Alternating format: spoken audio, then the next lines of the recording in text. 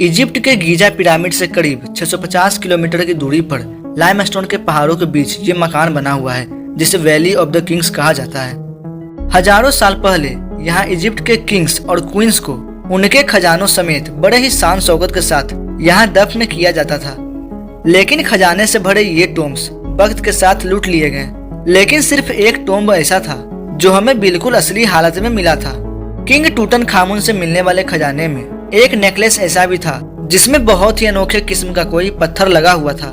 इस पत्थर की सबसे खास बात ये थी कि ना तो इसके जैसा पत्थर किसी ने आज तक देखा था और ना ही किसी ने इसका नाम सुना था। ग्रीनिश और येलो कलर के इस पत्थर के बारे में जानने के लिए हजारों स्टोन एक्सपर्ट्स ने अपनी महारत आजमाकर देख ली, लेकिन पत्थर का छोटा सा यह टुकड़ा हमारी दुनिया में मौजूद तमाम पत्थरों से बिल्कुल अलग था। आखिरकार ये मान लिया गया कि टूटनखामुन के नेकलेस पर लगा ये पत्थर हमारी दुनिया का है ही नहीं, बल्कि ये किसी और प्लेनेट से लाया गया था। इजिप्ट की वैली ऑफ द किंग्स में से जब इजिप्शियन किंग टूटनखामुन के खजाने से भरा टॉम्ब डिस्कवर किया गया तो इस खबर ने पूरी दुनिया में हलचल मचा दी। 26 फीट पहाड़ के अंदर छुपा हुआ ये टॉम्ब 3000 सालों में पहली बार खोला गया था, जिसके अंदर लातादाद खजाने और किंग टूटनखामुन की मम्मी मौजूद थी। इस टॉम्ब से मिलने वाला सोना बिल्कुल प्योर था और इसका कुल वजन 1,03,000 किलो था, जो तकरीबन एक टोयोटा गाड़ी के वजन के बराबर था। वैसे तो इस टॉम्ब से मिलने वाला तमाम खजाना और गोल्ड प्राइसलेस है, लेकिन अगर एक एस्टिमेट लगाया भी जाए तो आज के दौर में इसकी कीमत 5.5 अरब रुपये के बराबर होती है।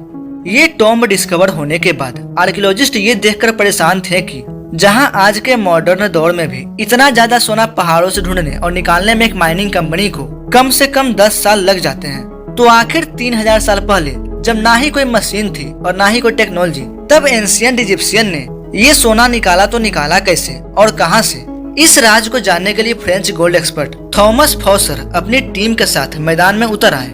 सबसे पहले थॉमस ने मिलने वाले सोने को कई सालों तक अच्छे तरीके से स्टडी की और उसकी कंपोजिशन अलग अलग जगहों से निकलने वाली गोल्ड से कंपेयर की।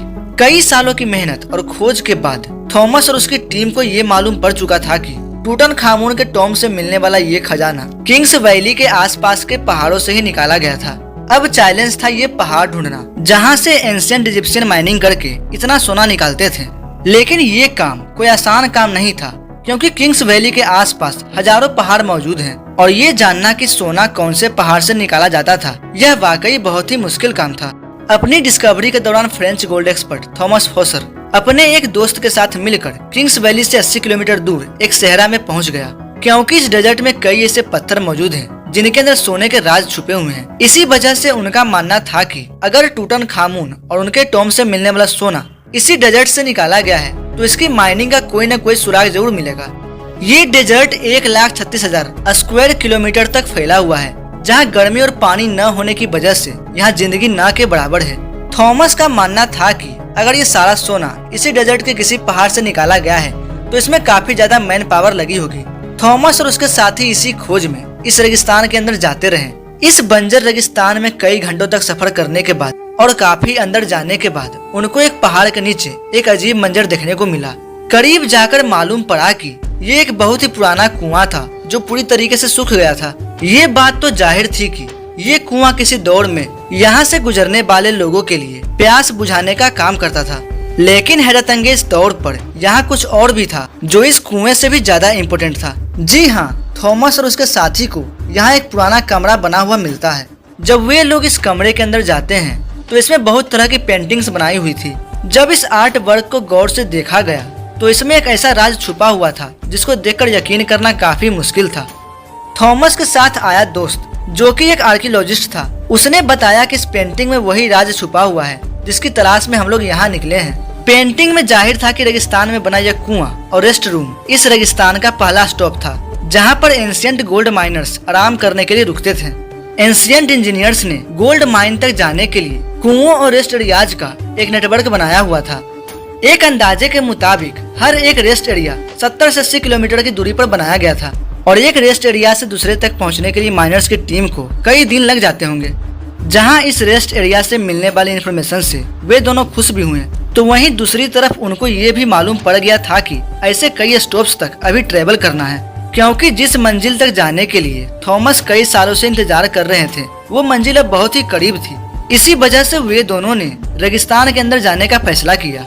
इस बंजर रेगिस्तान में एक के बाद एक दूसरा रेस्ट एरिया आता गया, लेकिन गोल्ड माइन जैसी कोई भी चीज नजर नहीं आई।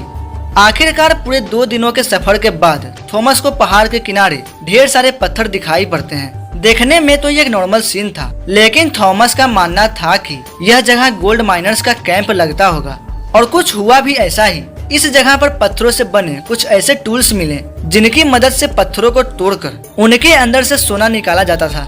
ये पत्थर जो दिखने में एक नॉर्मल पत्थर लगता है, इसको इस टूल की मदद से तोड़कर क्रश किया जाता था और फिर उस क्रश में से सोने को अलग किया जाता था।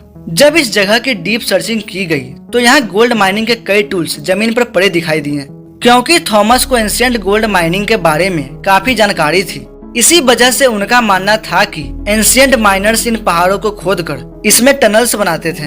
इन टनल्स में खास किस्म के पत्थर ढूंढकर उनको इस माइनिंग कैंप में लाया जाता था। माइनिंग कैंप में मौजूद माइनर्स की दूसरी टीम इन पत्थरों को क्रश करके इनमें से सोना निकालती थी और फिर वो सोना किंग्स वैली में भेजा जाता था। थॉमस को तो एंशिएंट गोल्ड माइनिंग कैंप मिल चुका था, लेकिन अफसोस इस बात का था कि जिन टनल्स के बारे में वो बात कर रहा था वैसा कोई भी टनल्स उसे देखने को नहीं मिला। शायद हजारों साल पहले खोदे गए ये टनल्स काफी कमजोर थे और अर्थक्वेक्स की वजह से ये कोलैप्स हो गए होंगे। एक्सपर्ट्स का मानना है कि गोल्ड माइनिंग का यह तरीका बेहद ही कमजोर था और मुश्किल भी। अगर उस दौर में 100 लोग एक हफ्ते तक गोल्ड माइनिंग करते होंगे तो वो सिर्फ 1 स्पून गोल्ड ही निकाल पाते होंगे। यानी ये कहना बिल्कुल भी गलत नहीं होगा कि टूटनखामुन के टॉम से मिलने वाला गोल्ड को माइन करने में हजारों एंशिएंट माइनर्स एक ही वक्त में काम करते होंगे, लेकिन फिर भी उनको ये टास्क कंप्लीट करने में कई साल लग जाते होंगे। उम्मीद है दोस्तों आपको ये वीडियो पसंद आई होगी। तब तक के लिए मिलते हैं अगले शानदार वीडियो में। जय हिंद।